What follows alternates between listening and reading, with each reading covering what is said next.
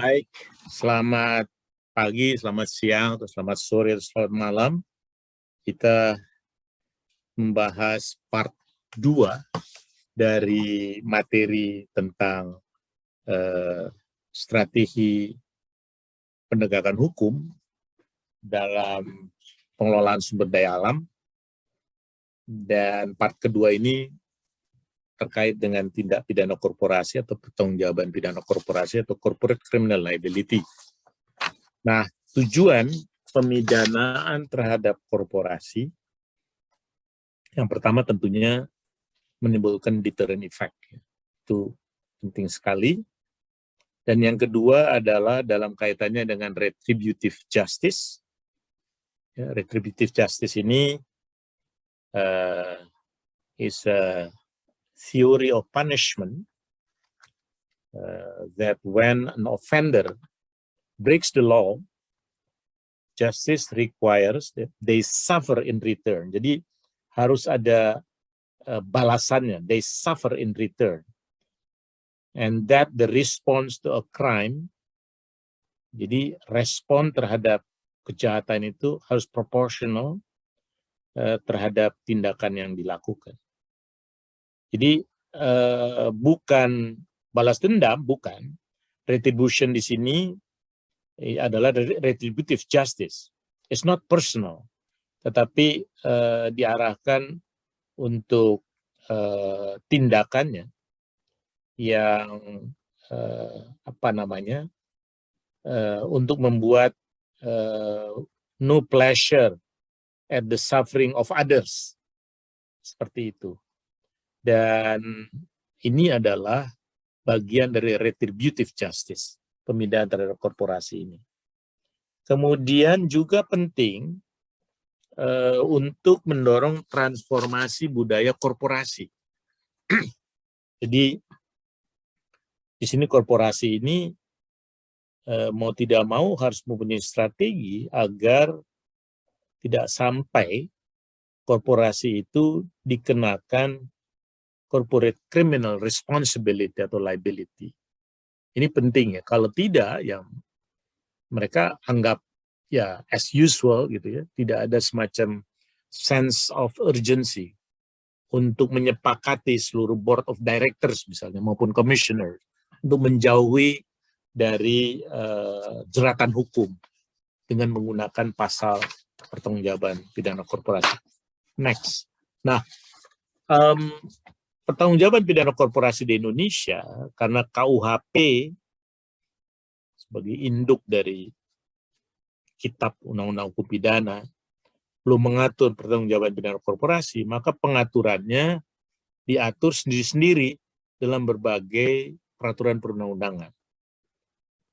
Hal ini menyebabkan pengaturan yang berbeda-beda di Indonesia ditemukan 4 model pengaturan. Ini beda-beda sehingga membingungkan seperti itu.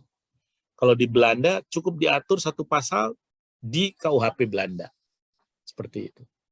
Dan elaborasinya, rulingnya itu dikembangkan oleh Ares Hoogstraat melalui putusan-putusan dari Mahkamah Agung Belanda. Nah,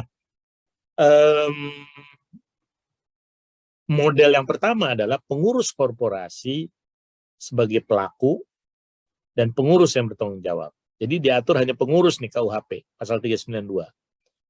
Undang-Undang Perikanan, korporasi sebagai pelaku, tetapi pengurus yang bertanggung jawab. Seperti itu, korporasinya pelakunya korporasi, pengurusnya bertanggung jawab. Ini jangan-jangan tidak ada yang mau orang jadi pengurus korporasi kalau begitu. Jadi kalau di dalam KUHP Belanda itu yang namanya korporasi adalah badan hukumnya itu sendiri, kemudian bisa juga dikenakan terhadap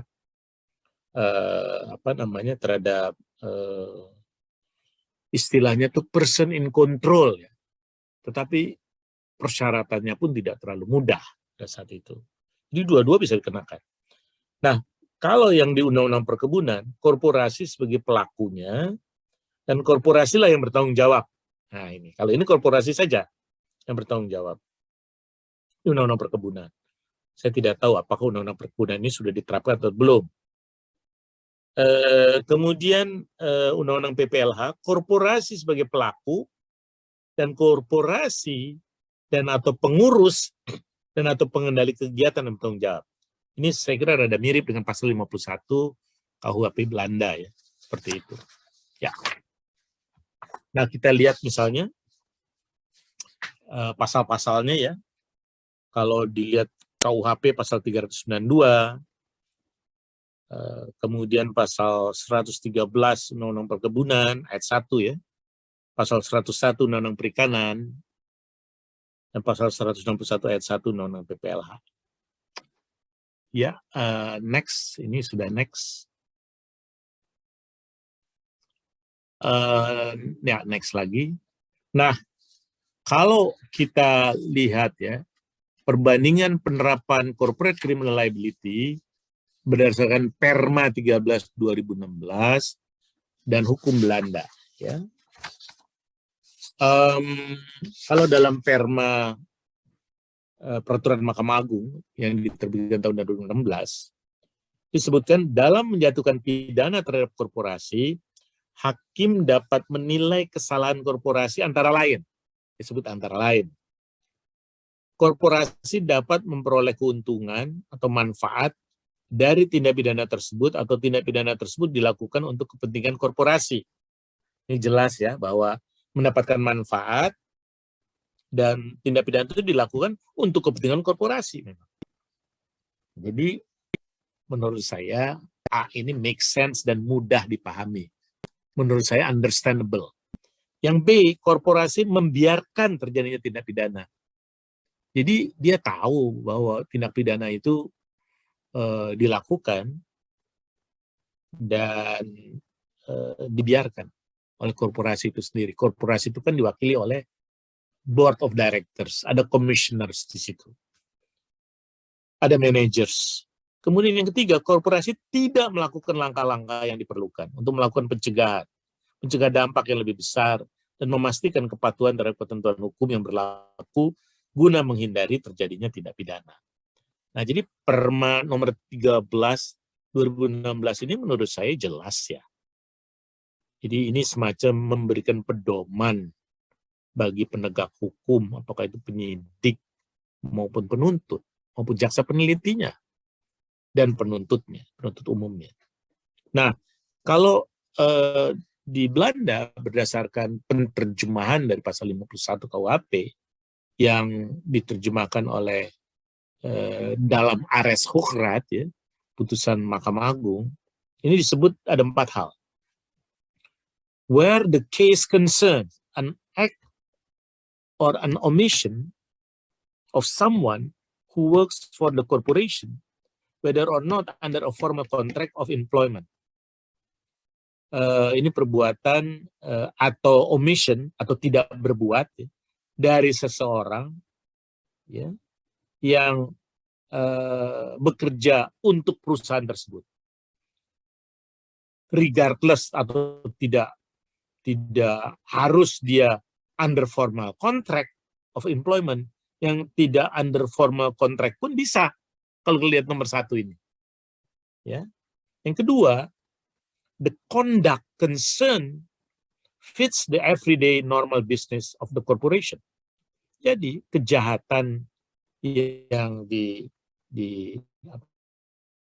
diproses ya, dalam penegakan hukum ini itu memang sejalan dengan normal business dari corporation itu. Seperti itu. Yang ketiga,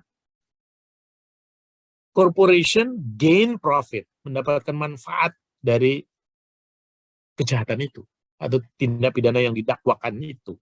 Jadi nomor 3 ini sebetulnya sama dengan nomor A. Ya, kalau nomor 1 ini sama dengan poin B kalau di Perma itu. Seperti itu. Dan nomor 4, the course of action was at the disposal of the corporation. And the corporation has accepted the conduct, acceptance including the failure to take reasonable care to prevent the conduct from being performed. Nah, nomor 4 ini menarik menurut saya, ditekankan ulang bahwa course of action itu adalah tindak pidana yang didakwakan itu sebetulnya masih di dalam within disposal. Disposal itu adalah power, kewenangan, kekuasaan korporasi. Jadi action or omission-nya, act or omission-nya itu ya sebetulnya ada power untuk tidak melakukan act itu, ya. Atau dia harus berbuat mencegah itu. Ada dalam disposal corporation, tapi dia tidak lakukan. Dan bahkan corporation menerima conduct tersebut, acceptance. Jadi termasuk di dalamnya kegagalan untuk melakukan kehati-hatian, reasonable care, to prevent the conduct, untuk mencegah perbuatan yang didakwakan, mencegah perbuatan yang didakwakan itu. Nah, jadi nomor 4 ini menegaskan tentang dua unsur, disposal atau power, ya, dia punya power tapi dia tidak melakukan itu, atau dia punya power tapi dia tidak mencegah itu, act and omission, ingat. Yang kedua acceptance, dia menerima itu. Failure dia untuk melakukan reasonable care, bahkan dia menerima itu, dia tahu dan dia menerima itu, menjadi itu yang disebut dengan unsur acceptance, ya. Jadi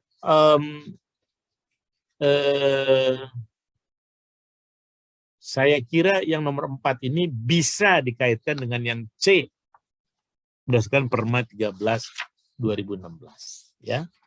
Nah, next, pertanggungjawaban pidana korporasi, KUHP Indonesia merupakan KUHP warisan dari Dutch Penal Code yang pada saat itu belum mengenal pertanggungjawaban pidana korporasi, ya. Jadi ya kita terus terang saja kita menggunakan Dutch Penal Code. Tidak diakuinya korporasi sebagai subjek hukum dipengaruhi oleh adagium yang mengatakan societas delinquere non potest, yang pada dasarnya mengatakan bahwa korporasi tidak mungkin melakukan suatu tindak pidana karena korporasi tidak memiliki roh, tidak memiliki jiwa, sehingga tidak dapat dibuktikan adanya mens rea atau mental element, ya. Nah, tapi di Belanda sendiri sudah dirubah sejak tahun 76 dengan pasal 51 KUHP, ya, dengan menerapkan pertanggungjawaban pidana korporasi. Kita belum dirubah-rubah. KUHP kita belum selesai-selesai. Nah, Dutch Penal Code kemudian diamandemen untuk mengatur pertanggungjawaban pidana korporasi dengan pengaturan artikel 51 itu seperti ini.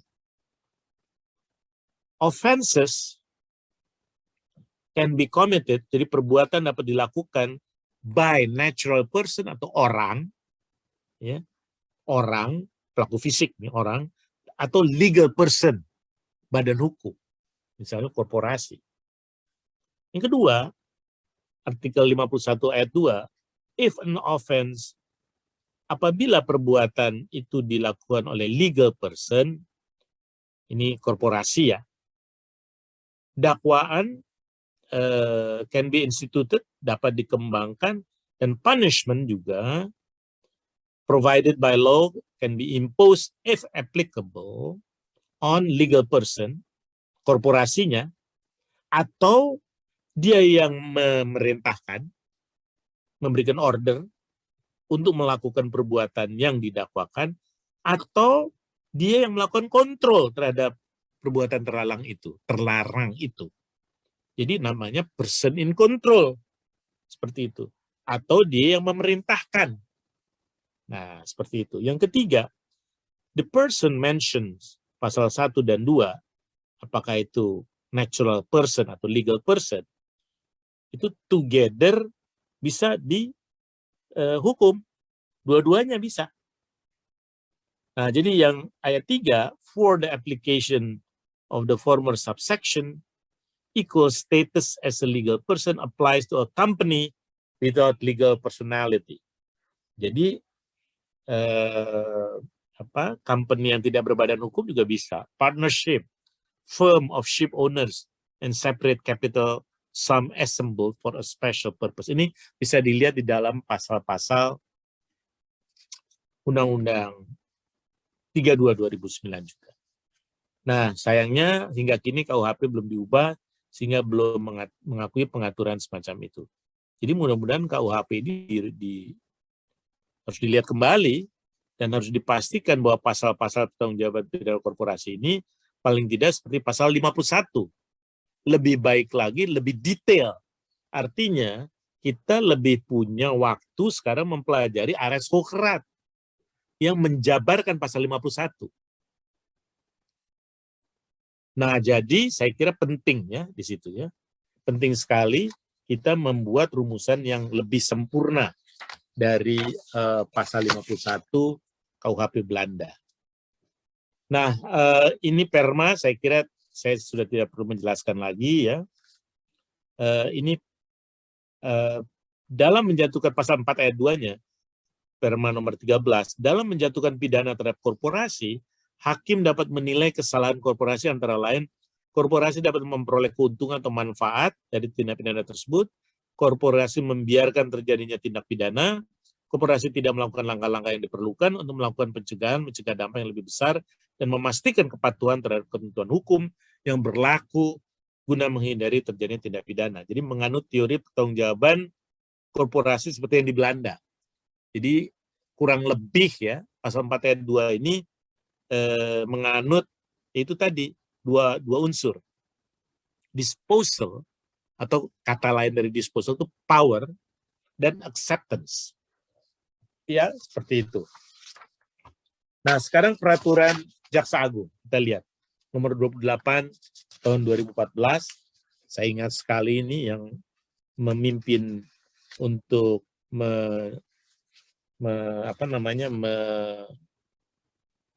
merumuskan ini adalah Pak Wakil Jaksa Agung dulu, Pak Darmono, ya. Pak Darmono waktu itu Jaksa Agungnya Pak Basrif Arif kalau tidak salah. Nah, Perja nomor 28 2014, ketentuan A2 mengatakan, didasarkan pada keputusan pengurus korporasi yang melakukan maupun turut serta melakukan, untuk kepentingan korporasi, baik karena pekerjaannya dan atau hubungan lain, menggunakan sumber daya manusia, dana, dan atau segala bentuk dukungan atau fasilitas lainnya dari korporasi, dilakukan oleh pihak ketiga atas permintaan atau perintah korporasi dan atau pengurus korporasi, dalam rangka melaksanakan kegiatan usaha sehari-hari korporasi, menguntungkan korporasi, biasanya diterima oleh korporasi tersebut, artinya kondak yang didakwakan tersebut, korporasi menampung hasil tindak pidana dengan subjek hukum korporasi, dan atau segala bentuk perbuatan lain yang dapat dimintakan pertanggungjawaban pada korporasi menurut undang-undang. Nah, ketentuan B2-nya memiliki kendali dan wewenang untuk mengambil langkah pencegahan tindak pidana tersebut, namun tidak mengambil langkah yang seharusnya. Jadi ketentuan B2 ini adalah disposals. Oh maaf, ini ya disposals ini. Ya. Jadi saya kira hampir sama dengan perma ya, kurang lebih. Dan soal power atau disposal dan acceptance ini juga terlihat jelas di dalam Perja nomor 28 2014. Nah, kalau kita lihat dalam Undang-Undang 32 2009 perlindungan dan pengelolaan lingkungan hidup, apabila tindak pidana pasal 116 ya, apabila tindak pidana lingkungan hidup dilakukan oleh untuk atau atas nama badan usaha, tuntutan pidana dan sanksi pidana dijatuhkan kepada badan usaha dan atau orang yang memberi perintah untuk melakukan tindak pidana tersebut atau orang yang bertindak sebagai pemimpin kegiatan dalam tindak pidana tersebut. Itu disebutnya pemimpin kegiatan. Kalau di dalam KUHP Belanda, person in control. Jadi kalau yang memberikan perintah sudah sangat jelas ya. Instruction giver, ini yang pemimpin kegiatan. Ya, kalau ini person in control, lebih luas kelihatannya di KUHP Belanda. Ayat 2-nya, pasal 116, apabila tindak pidana lingkungan hidup sebagaimana dimaksud ayat 1 dilakukan oleh orang yang berdasarkan hubungan kerja atau berdasarkan hubungan lain yang bertindak dalam lingkup kerja badan usaha, sanksi pidana dijatuhkan terhadap pemberi perintah atau pemimpin dalam tindak pidana tersebut tanpa memperhatikan tindak pidana tersebut dilakukan secara sendiri-sendiri atau bersama-sama ya. Seperti itu. Nah, kemudian sanksi pidana dijatuhkan kepada badan usaha yang diwakili oleh pengurus yang berwenang. Jadi yang badan usaha ya diwakili oleh pengurus yang berwenang, tetapi bukan yang bertanggung jawab tentunya. Jadi diwakili di dalam dan di luar pengadilan. Beda ya dengan dengan terdakwanya korporasi sebagai badan hukum, tentu itu pengurus yang mewakili, atau person in control, ya, atau instruction giver, atau pemimpin dari kegiatan tersebut, kalau menggunakan istilah Undang-Undang Nomor 32 2009 sebagai terdakwa. Itu beda ya. Kalau ini yang mewakili itu karena memang harus ada yang mewakili di hadapan hakim. Jadi jenis pidananya pidana pokok dan pidana tambahan. Jadi pidana tambahan ini paling penting nomor B nih. Penutupan seluruh atau sebagian tempat usaha, perbaikan akibat tindak pidana, kewajiban mengerjakan apa yang dilalaikan tanpa hak, penempatan perusahaan di bawah pengampuan paling lama 3 tahun. Ini seperti itu ya. Nah, apa tantangan, peluang, dan manfaat penerapan pertanggungjawaban pidana korporasi? Tantangannya adalah pengaturan pada undang-undang tertentu menghambat terpenuhinya tujuan sejati dari pertanggungjawaban pidana korporasi itu sendiri. Pengaturan pada undang-undang tertentu menghambat terpenuhinya tujuan sejati dari pertanggungjawaban pidana korporasi itu sendiri. Karena pertanggungjawabannya dijatuhkan pada pengurus. Itu yang tadi 4 model itu. Jadi badan hukumnya tidak dikenakan, tapi pada pengurus. Pengurus dengan korporasi itu beda. Kalau pengurus hartanya tidak terlalu banyak. Kalau korporasi, kalau kita ingin mengembalikan kerugian yang dialami oleh negara, ya perlu dikejar ya korporasinya. Jadi belum ada pengaturan baku nih mengenai corporate criminal liability di Indonesia. Oleh sebab itu KUHP menjadi sangat penting. Peluangnya adalah telah ada panduan untuk menerapkan corporate criminal liability, yaitu Perja 28/2014 dan Perma nomor 13 tahun 2016. Manfaat, tidak hanya saja menjerat pelaku fisik, namun juga pelaku fungsional. Negara dapat memperoleh pemulihan lebih banyak karena aset korporasi legal person umumnya lebih banyak dibandingkan aset perorangan. Itu yang saya maksudkan. Nomor 2. Yang ketiga, menimbulkan efek jera sehingga penerima harta kekayaan dari kegiatan ilegal diwajibkan untuk mengembalikan uangnya kepada negara. Seperti itu ya. Jadi itu, dan saya kira ini saya mengulang saja nih bagaimana membuktikan korporasi sebagai pelaku tindak pidana. Ini semuanya ada di sini ya. Ini kalau kalau di Belanda ini saya sampaikan keputusan Mahkamah Agung Belanda itu secara umum tadi saya sudah sampaikan ya. Bahkan di situ dijabarkan dalam Perma maupun Perja. Misalnya ya, berdasarkan Hukrat ya, tahun 81 dan Hukrat 1992, 2001, keputusan Mahkamah Agung Belanda menggunakan istilah disposal dan acceptance. Kedua istilah tersebut dapat dijelaskan sebagai berikut ya. Itu jelas ya. Disposal itu the corporation was able or has power to intervene in the conduct. Tapi dia tidak lakukan itu. Ini pengulangannya yang saya sampaikan. Next ininya, tolong Mbak Mega. Oh, maksudnya masih ini bagaimana membuktikan itu. Nah ini, maaf. Kemudian acceptance. The corporation fails to take reasonable care to prevent the conduct from being performed. Itu definisinya. Kalau berdasarkan Ares Hukrat 2003, korporasi dapat dianggap bersalah jika terdapat reasonable attribution. Jadi harus ada atribusinya untuk menentukan terdapat 4 kondisi yang perlu dipertimbangkan. Where the case concerns perbuatan, act, or an omission, atau tidak berbuat dari seseorang who works for the corporation, whether or not under a formal contract or employment. Tadi saya sudah jelaskan ya, ini pengulangan saja. Nah, untuk menetapkan pertanggungjawaban pidana korporasi, jurisprudensi Mahkamah Agung Belanda menetapkan 3 tolak ukur. Reasonable attribution, kedua disposal, ketiga acceptance, itu mudahnya. Jadi, in summary, 3 hal itulah kalau kita baca dari seluruh aras Hoogstraat yang ada. Ya. Nah, terakhir saya ingin sampaikan, ini kesimpulan saja dari apa yang sudah dijelaskan tadi dari awal sampai akhir. Ada 9 kesimpulan yang saya ingin sampaikan mengenai efektivitas pelaksanaan Gakum di sektor sumber daya alam dan lingkungan hidup. Next, tolong. Yang pertama adalah tentu saja political will atau political backup. Dari siapa?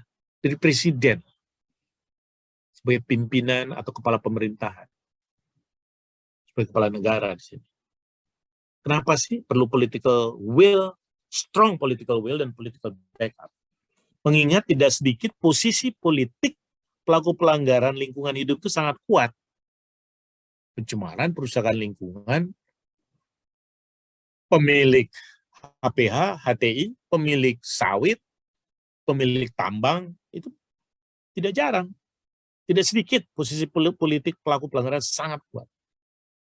Nah, yang kedua adalah dasar hukum, kewenangan real yang tertulis dengan jelas di dalam peraturan perundang-undangan. Ketiga, leadership. Leadership itu yang penting keberanian. Effective outreach, jadi terus-menerus menyampaikan ini pada publik ya. Tentu saja acceptability, ya karena mungkin integritasnya, jadi sehingga dia acceptable ya, orang juga takut, segan gitu. Pesan-pesannya didengar betul. Jadi punya strategic thinking pada institusi penegakan hukum. Yang keempat, struktur organisasi. Harus ada tim pendukung yang solid dan piawai di bidangnya.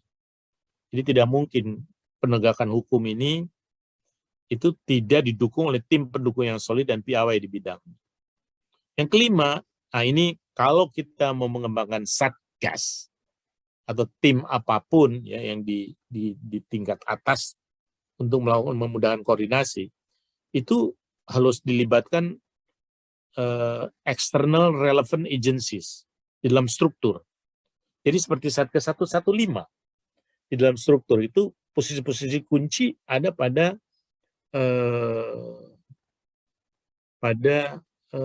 Satgas, itu perwakilan dari institusi-institusi Gakum. Dan karena itu perpres ya, itu tidak tanggung-tanggung, yang duduk di situ adalah minimal eselon 1, minimal. Jadi terdapat perwakilan dari lembaga Gakum terkait di dalam modal Satgas untuk mempermudah koordinasi dan sinergi. Kemudian yang keenam, keterampilan. Ini perlu keterampilan. Keterampilan pertama, mengubah paradigma dari business as usual ke model Gakum baru. Multi-door, corporate criminal liability, kejar mastermind-nya. Multi-door, jangan mengandalkan hanya satu saja undang-undang yang terkait atau yang utama saja. Dan pendagungan jalur perdata selain pidana, jangan lupa. Yang kedua, mengembangkan scientific evidence sebagai dasar pembuktian perkara. Tidak mungkin perkara sumber daya alam dan lingkungan hidup tanpa ada scientific evidence. Oleh karenanya perlu C di sini.